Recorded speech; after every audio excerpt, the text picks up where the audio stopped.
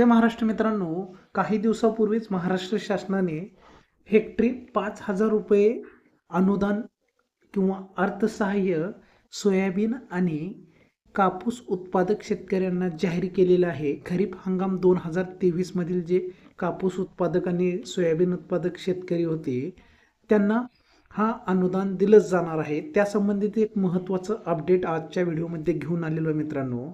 तर यासोबतच महाराष्ट्र शासनाने त्या अंतर्गत कृषी विभागाने एक वेबसाईट जाहीर केलेली आहे.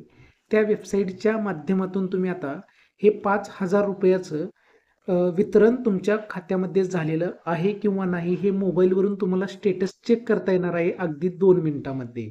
तर ते स्टेटस कसं चेक करायचं या व्हिडिओमध्ये मी सांगणार आहे. आणि आत्ताच लेटेस्टमध्येच ही वेबसाईट लॉन्च करण्यात आलेली आहे मित्रांनो. ती वेबसाईट तुम्ही बघू शकता scagridbt.mahaIT.org या वेबसाईटची लिंक तुम्हाला डिस्क्रिप्शनमध्ये मिळणार आहे आपल्याला या व्हिडिओच्या. त्यासोबतच चॅनलला नवीन असाल तर लाईक आणि सबस्क्राईब करा.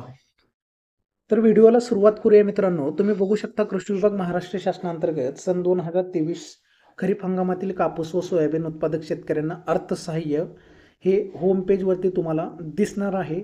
तर त्यानंतरच तुम्ही इथं उजव्या कोपऱ्यामध्ये 2 ऑप्शन बघू शकता. इथं लॉग इनचं एक ऑप्शन आहे आणि 2 नंबरचा जो ऑप्शन आहे डिसबर्समेंट स्टेटस, इथं तुम्ही 2 नंबरच्या ऑप्शनवरती क्लिक करून आपलं स्टेटस आपल्या अकाउंटमध्ये रक्कम जमा झालेली आहे किंवा नाही हे तुम्ही पाहू शकणार आहात. त्यासोबतच किती रक्कम आपल्या खात्यावरती जमा झालेली आहे हे सुद्धा तुम्हाला इथं पाहता येणार आहे.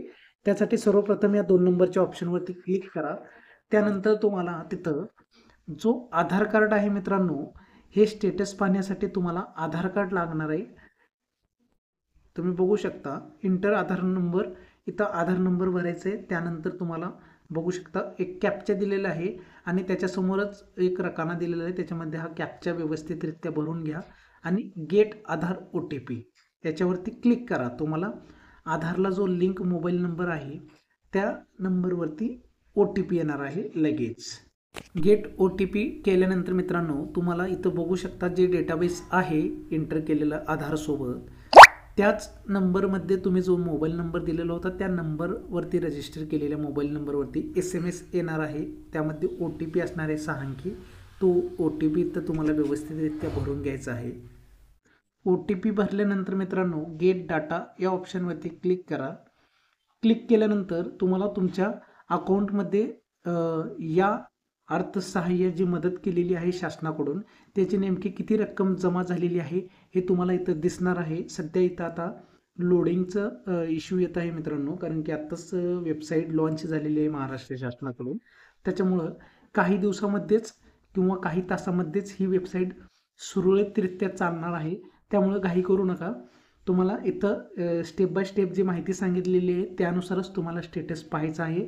आणि सर्वप्रथम म्हणजे जी पात्रता यादी आहे या अर्थसहाय्यासाठी त्या पात्र यादीमध्ये ज्या शेतकऱ्यांचं नाव आहे अशांनाच ही मदत मिळणार आहे मित्रांनो.